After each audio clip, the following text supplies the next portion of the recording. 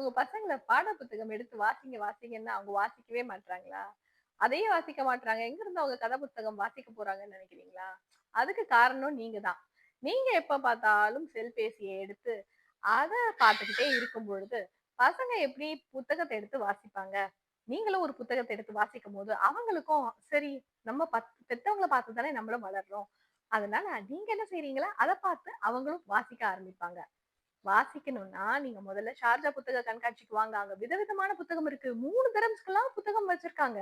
இன்னைக்கு நான் ஷார்ஜா புத்தக கண்காட்சிக்கு போயிருந்தேன். அங்க திருக்குறள தமிழ்ல இருந்து அரபிக்கு மாத்திருக்கிறாங்க.